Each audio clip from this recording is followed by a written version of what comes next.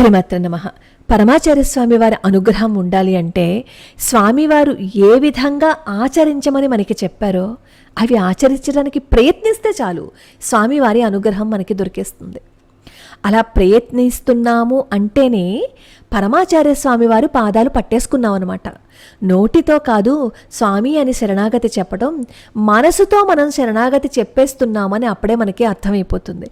ఎప్పుడైతే మనం మనసుతో స్వామివారి పాదాలు పట్టుకున్నామని పరిపూర్ణంగా చెప్పేసుకుంటామో ఇంకా మన గురించి మనం ఏం బాధపడవలసిన అవసరం లేదు. మన గురించి అన్నీ చూసుకునేది పరమాచార్య స్వామివారు. ఇప్పుడు ఈ సంఘటన వింటుంటే నిజంగా ఎంత అద్భుతం అనిపిస్తుందో. హాని తలపెట్టడానికి వచ్చిన వాళ్ళు ఏమి చెప్పా పట్టకుండా వెళ్ళిపోయారు అంటే అది పరమాచార్య స్వామి వారి యొక్క అనుగ్రహం తప్ప ఇంకోటి కాదు. ఆ అద్భుతమైన సంఘటనని తెలుసుకునే ముందు పరమాచార్య స్వామి వారి పాదపద్మాలకి నమస్కరిస్తూ వీడియోలోకి వెళ్ళిపోదాం. ఈ సంఘటన జరిగినప్పుడు మహాస్వామి వారి భక్తురాలు తన భర్తతో కలిసి కలకత్తాలో నివసించేవారు. ఆవిడ భర్త కార్యాలయానికి వెళ్ళగానే తలుపులు వేసేసుకుంటే మళ్ళీ వెంటనే తలుపు చప్పుడు అవుతుంది. ఆవిడ వెంటనే తలుపులు తీశారు. లోపలికి ఒక 4 దొంగలు దూసుకుని వచ్చేశారు. వాళ్ళు మాట్లాడుకుంటున్న మాటల్ని వింటే వాళ్ళు ఆవిడని ప్రాణాలు తీసేయడానికి వచ్చారు అనే విషయం అర్థమైపోయింది.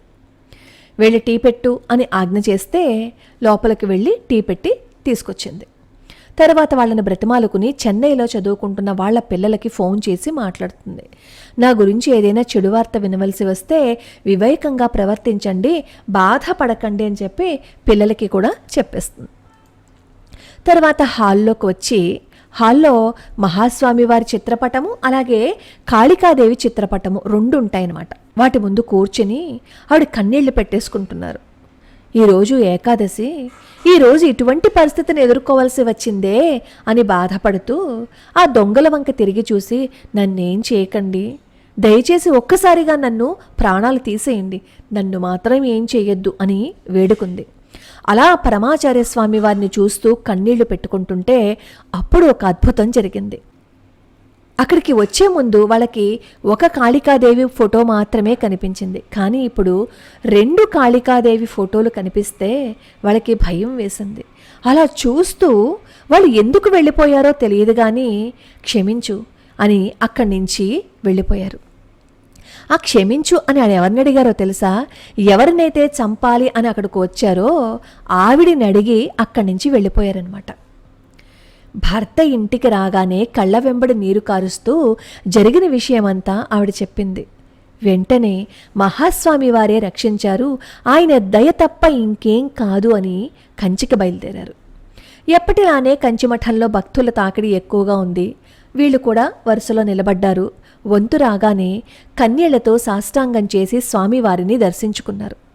అప్పుడు స్వామివారు నవ్వుతూ అయితే కామాక్షే కాపాడింది అని తమకు జరిగిందంతా తెలుసు అన్నట్లు చూశారు.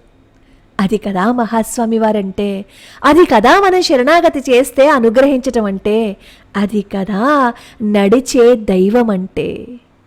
అపార కరుణా సింధుం జ్ఞానదం శాంతరూపిణం శ్రీ చంద్రశేఖర గురుం ప్రణమామి ముదాన్వహం.